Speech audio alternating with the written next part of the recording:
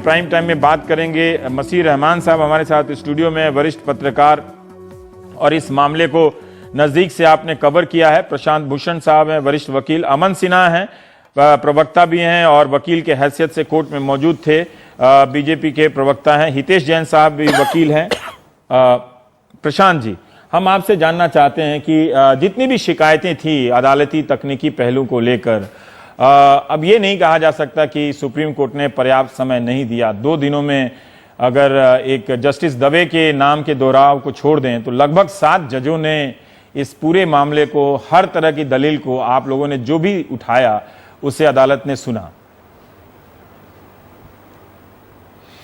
नहीं, ये बात तो ठीक है कि उन्होंने सुना, लेकिन सुनने के बाद भी कभी कभी गलत फैसले हो जाते हैं।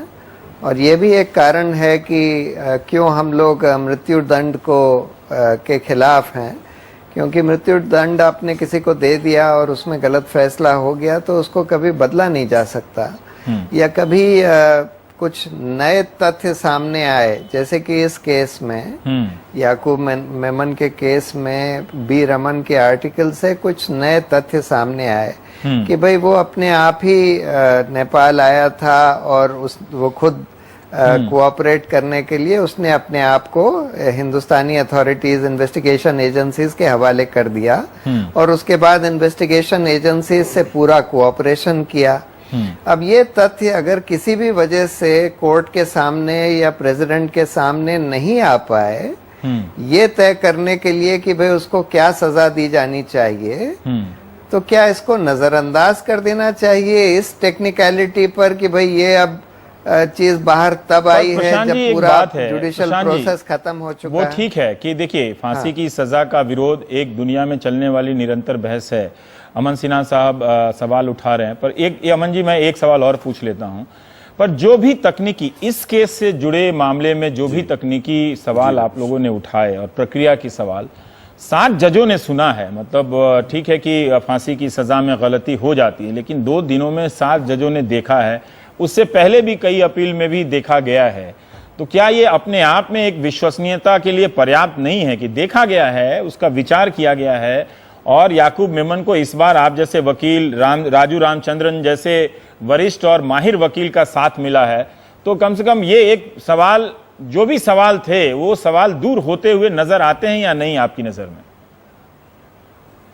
नहीं, मेरी नजर में इसलिए नहीं आते क्योंकि ये बात तो कभी इस पर संज्ञान दिया ही नहीं गया कि जो फैक्ट बी रमन के आर्टिकल से बाहर आया कि याकूब मेनन को हिंदुस्तान उसने सरेंडर किया, इस आधार पर सरेंडर किया कि वो कोऑपरेट करेगा इन्वेस्टिगेशन एजेंसीज से, और उसको हिंदुस्तान इस आधार पर लाया गया और उसके बाद उसने पूरा कोऑपरेट किया।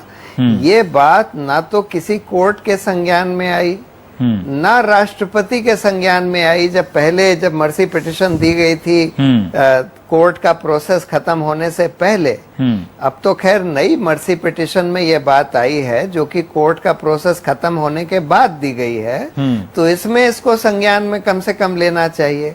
कोर्ट भी संज्ञान में ले सकता था। देखिए, कोर्ट का कोई ऐसा नहीं होता, सुप्रीम कोर्ट के पास सब पावर है, हर तरह की पावर है, इसीलिए क्यूरेटिव पिटिशन को बनाया क्या गया। ऐसा भी पावर है कि एक ही मामले में, प्रशांत जी, अमन सिन्हा, एक सेकंड, क्या ऐसा भी पावर है कि एक ही मामले में बार बार पिटिशन दायर किया जाता रहे और कोर्ट उसे सुने? ऐसा कभी हुआ है? अगर सामान्य दर्शक जानना चाहें आपकी बात को। नहीं, मैं जवाब दूं? अच्छा, दे दीजिए फिर। अगर नए तथ्य सामने आते हैं तो सुप्रीम कोर्ट, नहीं, आपने सही प्रश्न पूछा है। एक बार रिव्यू और क्यूरेटिव रिजेक्ट हो गई, उसके बाद फ्रेश रिट पिटीशन का कोई स्कोप नहीं होता है। इसमें कई जजमेंट्स भी हैं सुप्रीम कोर्ट के। प्रशांत जी भी इस बात को भली भांति जानते हैं। आप कह रहे हैं रवीश जी, मैं बस थोड़ा सा जोड़ना, प्रशांत जी की बात का जवाब देना चाहूंगा। हाँ, अमन साहब, आप जो बात कह रहे थे उसी में क्या स्कोप नहीं, एडमिसिबल नहीं होती है, वो मेंटेनेबल नहीं होगी। अगर ठीक है, आप पूरी कर लें। हाँ। मेंटेनेबल ही नहीं होगी कोई रिट पिटिशन। अगर एक बार कोई सुप्रीम कोर्ट का फाइनल जजमेंट आ गया, उसके बाद रिव्यू आ गया, उसके बाद एक और रिव्यू आ गया, मतलब 2 रिव्यू और फिर उसके बाद एक क्यूरेटिव, उसके बाद कोई उसके against fresh writ petition maintainable नहीं होती है। जो पार्लियामेंट अटैक केस था शौकत हुसैन वाला, उसमें भी ऐसा ही हुआ था। क्यूरेटिव के बाद किसी ने रिट पिटिशन डालने की कोशिश की थी और सुप्रीम कोर्ट की खंडपीठ ने उसको रिजेक्ट कर दिया था। तो इसका कोई स्कोप नहीं है। मैं ये आपको बताना चाहूंगा रवीश जी कि याकूब मेमन को जितनी अपॉर्चुनिटीज मिली सिस्टम में अपने आप को डिफेंड करने के लिए, शायद ही किसी को इतने मौके मिले होंगे। ये अनप्रेसिडेंटेड है। कम से कम 8 जजमेंट्स हैं, कॉन्करेंट जजमेंट्स, जो कि उनको कन्विक्ट करते हैं। जो ये सीरियस टेरर के चार्जेस थे, जिसमें 257 इनोसेंट जो निर्दोष भारतीय थे उनकी जान चली गई और हजारों लोगों की जिंदगी तबाह हो गई, परिवार तबाह हो गए। और 8 कॉन्करेंट जजमेंट जो हैं वो याकूब मेमन को इन चार्जेस पे गिल्टी मानते हैं। मुझे लगता है इसके बाद किसी भी तरह का प्रश्न चिन्ह खड़ा करना हमारे जुडिशरी के जो न्याय व्यवस्था है उसके खिलाफ प्रश्न चिन्ह खड़ा करना होगा। मुझे लगता है बिल्कुल सही नहीं होगा ये। अमन, जो प्रशांत भूषण जी ने जो सवाल उठाया है वो बी रमन वाला, हालांकि उस पर भी बहस क्या हुआ, अदालत ने क्या उसके संदर्भ में जो वो कह रहे हैं कि इस पे भी सुना जा सकता था, अदालत के पास पावर है।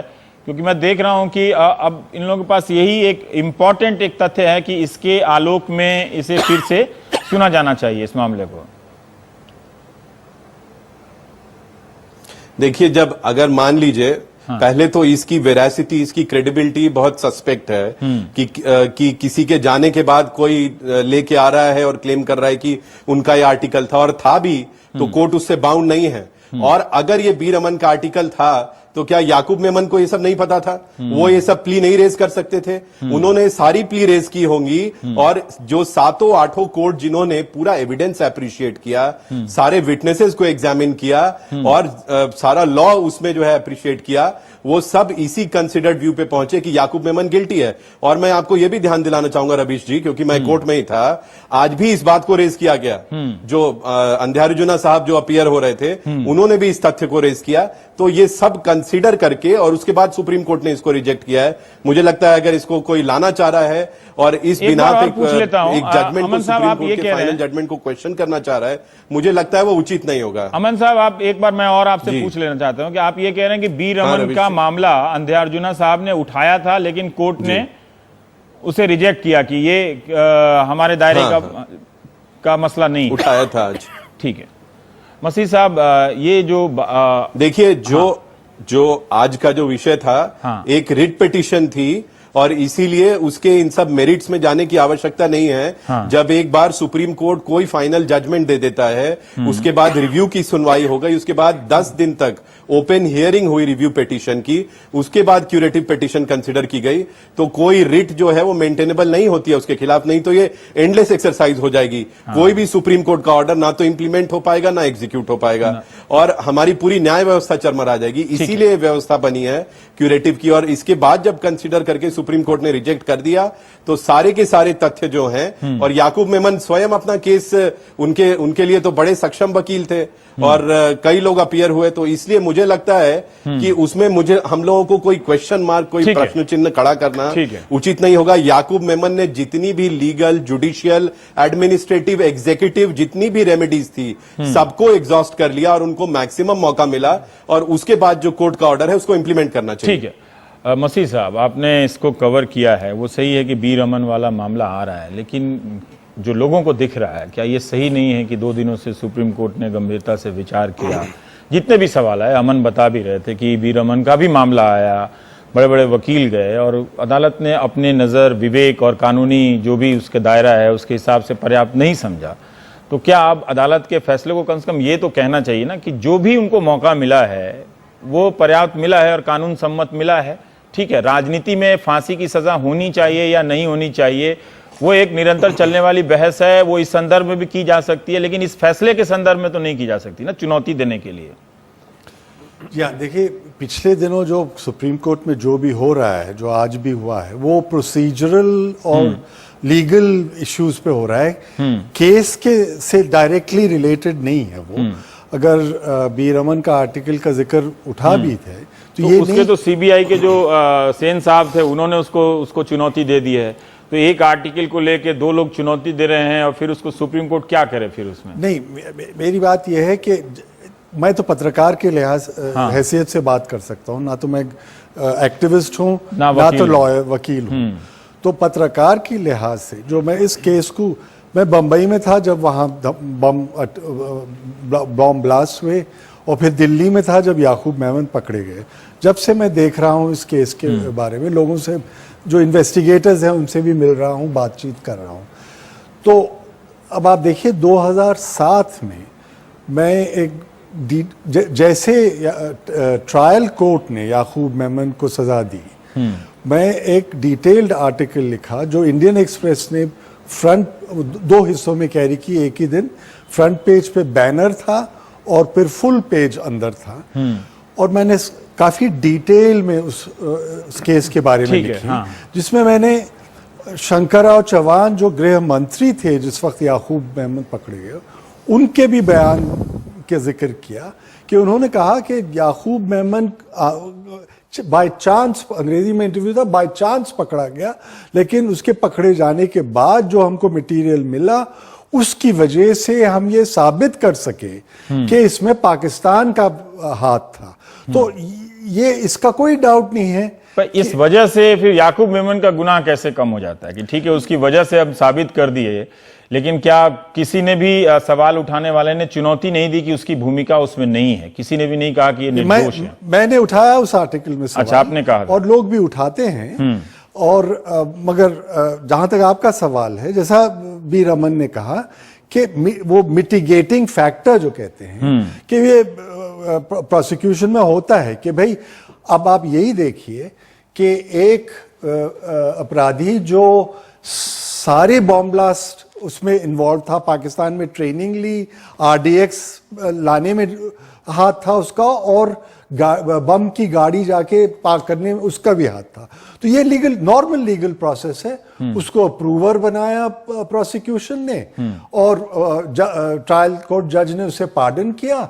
आज वो एक अच्छे सबर्ब में रहता है बंबई में, 3 बच्चे हो गए, शादी वादी की खुशी से रहता है। तो ये तो अप्रूवर नहीं बना था ना, मधु त्रेहान ने तो यही कहा कि अप्रूवर नहीं था याकूब मेमन। अप्रूवर, और अभी अमन कह रहे थे कि बहुत सारे ऐसे मौके आए होंगे जिसमें याकूब मेमन अपनी बात कह सकता था कि इन परिस्थितियों में मैं लाया गया, मैंने इतनी मदद। उसने तो कभी ऐसा कहा नहीं। देखिए, उसने तो ये भी सवाल नहीं उठाया कि मेरी किसी दलील को सही से नहीं सुना गया या किसी पक्ष को गलत साबित किया जा रहा है। देखिए, मेरी जो रीडिंग है वो ये है कि याकूब मेमन या दूसरे मेमन अप्रूवर इसीलिए नहीं बन सकते थे कि उनका आरडीएक्स बम कॉन्स्पिरेसी से कोई डायरेक्ट कनेक्शन नहीं था। अप्रूवर वही बन सकेगा जो जिसको सारे मालूमात हैं और उसकी इंफॉर्मेशन के बेसिस पर प्रोसिक्यूशन दूसरों का फिर वो जो 10 लोग को भी फांसी की पहले सजा। हितेश जी, आप इस दलील से सहमत हैं क्या मसीह रहमान जी के बात से? मेरे हिसाब से मसीह रहमान पूरी बात नहीं बता रहे हैं। अगर आप इस पूरे कॉन्टेक्स्ट को देखेंगे तो 1993 में जब ये घटना हुई थी, उसके बाद याकूब मेमन जो पकड़ा गया था वो 95 में, और वो भी जब कराची से काठमांडू से पाकिस्तान जाते वक्त उसे काठमांडू के एयरपोर्ट पर पकड़ा गया था। उसने कोई सरेंडर नहीं किया था। दूसरी बात, अप्रूवर का जो फैसला होता है वो कोर्ट सुनाता है। ना उन्होंने कोई अप्रूवर की अर्जी दी। इनफैक्ट उनका आर्ग्यूमेंट था कि मैं निर्दोष हूं, मेरे खिलाफ गुनाह नहीं बनता है और मुझे छोड़ना चाहिए। उन्होंने कोई, एंड ये जो कोऑपरेशन विद इन्वेस्टिगेशन की जो बात हो रही है, तो कोऑपरेशन विद इन्वेस्टिगेशन तो हर मामले में हर अक्यूज्ड को ये कंडीशन दी जाती है। जब उसे बेल दिया जाता है उसे कहा जाता है you will cooperate with the investigation. तो आप कोऑपरेशन विद द इन्वेस्टिगेशन करके आप कोई मेहरबानी नहीं कर रहे हैं। मैं उसके पास पाकिस्तान का पासपोर्ट था और ये सारी जो बातें हैं, ये सारी सिलेक्टिव बातें जो चल रही है। दूसरी बात, ये जो बातें जो पिछले कुछ दिनों में, ये देखो ये कॉम्प्लेक्स और सेंसिटिव मामला है, किसी की जान जा रही है, बट इस पूरे मामले में काफी हाफ ट्रूथ पेश किए जा रहे हैं और उसी हिसाब से ये काफी डिबेट में गड़बड़ हो रही है। फॉर एग्जांपल, ये जुडिशियल प्रोसेस की फ्लॉ बात कर रहे हैं, तो अब कल का नजारिया देखिए। एंड इसमें याकूब के लिए अभी पहले प्रशांत भूषण साहब पिछले डिबेट में बता रहे थे कि उनके पास पिछले जब सुप्रीम कोर्ट में मैटर या ट्रायल कोर्ट में उनके पास सही वकील नहीं थी। अभी कल की बात देखिए, आपने पिटीशन लगाई, आपने क्यूरेटिव पिटीशन के डिफेक्ट का तो ग्राउंड भी नहीं लिया। वो तो जस्टिस कुरियन जोसेफ ने आपके सामने एक आर्ग्यूमेंट फेंका, आपने पकड़ लिया और आप उसके ऊपर बात करने लगे। पर आप इतने सुलझे हुआ वकील है, इसमें 4-4, 5-5 सुलझे हुआ वकील है, किसी ने भी क्यूरेटिव पिटीशन के प्रोसेस को डाउट नहीं किया। पर जब वो सामने से जज ने बात कही दी तो आपने पकड़ ली और फिर बात करना चालू कर दिया। तो आपने गलत लाइन ली, गलत आर्ग्यूमेंट किया और यही हो रहा है। प्रशांत जी, जवाब दीजिए। कन्वीनियंट है, आप जो कन्वीनियंट है वो बताते। और दूसरी बात, हाँ। ये क्यूरेटिव पिटीशन की बात कर रहे हैं, पर यही जस्टिस कुरियन जोसेफ ने रिव्यू पिटीशन भी डिसमिस किया। तो आप एक सोचिए, जब जस्टिस कुरियन जोसेफ भी उस रिव्यू पिटीशन के बेंच पर जज थे, उन्होंने तभी रिजेक्ट किया, तो समझो वो क्यूरेटिव पिटीशन पे समझो 5 जजेस में से एक जज हो जाते, तो क्या होता 4 और 1, और वो किस तरह से फैसला बदल देते। क्योंकि ऐसे कौन सी बात हुई है 2 साल में कि वो अपना फैसला बदलेंगे। बात में दम है, आप जवाब दीजिए तो अच्छा रहेगा। आप लोग वकील हैं, मेरा भी इसमें लेकिन उन्होंने बात सही की। एक ही जज जिन्होंने सवाल उठाए तो आप आधार बना लेते हैं, पर ये भूल जाते हैं कि उसी जज ने रिव्यू पिटीशन को खारिज भी किया हुआ है, रिजेक्ट भी किया हुआ है। और इतने बड़े वकील हैं आप लोग, तो आपको पहले ही पता होना चाहिए कि रिव्यू क्यूरेटिव पिटीशन दायर करने में या उसकी सुनवाई की प्रक्रिया में इतनी खोट है, तो आप पहले कर देते। आप कुरियन जोसेफ साहब का इंतजार क्यों कर रहे थे जस्टिस का? देखिए, ऐसा है ये फैक्ट जो रमन साहब के आर्टिकल से बाहर आया, ये फैक्ट कोर्ट के संज्ञान में नहीं था जब उन्होंने रिव्यू पिटीशन या क्यूरेटिव पिटीशन डिसमिस करी। ये फैक्ट कोर्ट के संज्ञान में अब आ रहा था, मतलब पूरे जनता के संज्ञान में क्यूरेटिव पिटीशन के ग्राउंड की बात कर रहे हैं। ये हितेश ने क्या कहा? प्रशांत जी, अगर आप देखिए, वही हम कह रहे हैं। हितेश ने यह कहा कि आप लोग पहले से इसे चुनौती दे रहे थे और मालूम था कि क्यूरेटिव पिटीशन एक बार रद्द हुआ है, उसमें हुआ है, तो आपको तभी पता चल जाना चाहिए था कि इसमें प्रक्रियाओं का पालन नहीं हुआ है। आप तब तक क्यों इंतजार करते रहे कि 27 जुलाई का दिन गुजर गया और 28 जुलाई को आप कहते हैं कि इसमें प्रक्रिया का पालन नहीं हुआ है? और इन्होंने नहीं कहा, कोर्ट ने कहा। केस में डायरेक्टली नहीं इन्वॉल्व था, लेकिन हाँ। लेकिन ये कई बार होता है। हाँ। कई बार होता है। ये तो एक लीगल ग्राउंड था जो कि जस्टिस कुरियन जोसेफ ने कल की हियरिंग में बताया। हाँ। और जस्टिस कुरियन जोसेफ ने ये भी बोला अपने ऑर्डर में कि देखिए, जब कोई नए तथ्य सामने आते हैं या कोई नई चीज सामने आती है, तो प्रोसीजरल लॉ सुप्रीम कोर्ट इतना हेल्पलेस नहीं है कि उसको करेक्ट ना कर सके।